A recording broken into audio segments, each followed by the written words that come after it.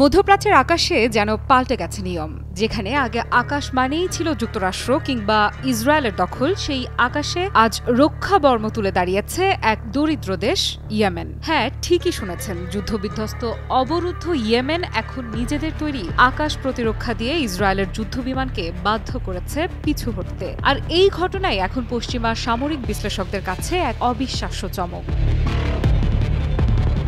সম্প্রতি ইসরায়েল বড় পরিসরে বিমান হামলা চালায় ইয়েমেনের গুরুত্বপূর্ণ এলাকা হোদাইদাহ, রাস ইসা ও বিদ্যুৎ কেন্দ্রে। তাদের ধারণা ছিল আনসারুল্লাহ হুথিদের প্রতিরোধ ক্ষমতা আগের মতোই দুর্বল, কিন্তু বাস্তবতা ছিল সম্পূর্ণ উল্টো। ইসরায়েলি যুদ্ধ বিমানগুলো যখন ইয়েমেনের আকাশে ঢুকতে শুরু করে, ঠিক তখনই হুথি নিয়ন্ত্রিত আনসারুল্লাহ বাহিনী সক্রিয় করে তাদের নতুন আকাশ প্রতিরক্ষা ব্যবস্থা। নিজেদের তৈরি এই প্রতিরক্ষা ব্যবস্থার মাধ্যমে তারা ছুড়ে দেয় একের পর এক ক্ষেপণাস্ত্র।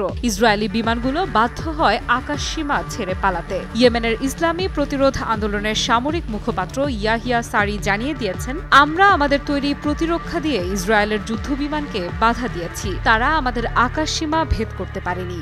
বহু বিমান ভূপাতিতের ভয়ে আগেভাগেই পিছু হটেছে। এই আকাশ প্রতিরক্ষার সাফল্য শুধু একটি যুদ্ধের পরিণতি নয়, বরং এটি ঘোষণা দেয় যে ইয়েমেন এখন শুধু স্থল বা নৌপথেই নয়, আকাশ পথেও প্রতিরোধ গড়ে তুলেছে। মেহের নিউজ জানিয়েছে, ইয়েমেনের আনসারুল্লাহ যোদ্ধারা শুধু প্রতিরক্ষাতেই সীমাবদ্ধ নেই, তারা পাল্টা আক্রমণে ইসরায়েলের দক্ষিণাঞ্চলে থাকা বন্দর, সামরিক ঘাঁটি এবং এমনকি বেন গুরিয়ন বিমানবন্দর পর্যন্ত টার্গেট করেছে। এই হামলার মাধ্যমে তারা শুধু বিভিন্ন অবকাঠামোর ক্ষয়ক্ষতি ঘটায়নি, বরং ইসরায়েলের অভ্যন্তরে এক গভীর নিরাপত্তাহীনতা সৃষ্টি করেছে। ফিলিস্তিনিদের প্রতি সংহতি প্রকাশ করে আনসারুল্লাহ বাহিনী বারবার ঘোষণা দিয়েছে, আমরা ফিলিস্তিনি জনগণের পাশে আছি, যতক্ষণ না জুলুম বন্ধ হয় আমরা থামব না।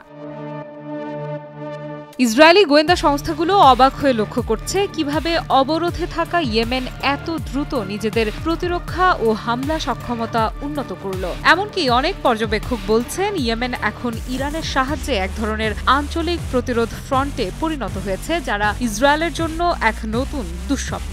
ইসরায়েল যদিও হোদাইদাহ এবং অন্যান্য বন্দর লক্ষ্য করে আবারও হামলা চালিয়েছে, তবুও বাস্তবতা হলো তারা এখন জানে ইয়েমেনকে আর আগের মতো দুর্বল ভাবার সুযোগ নেই।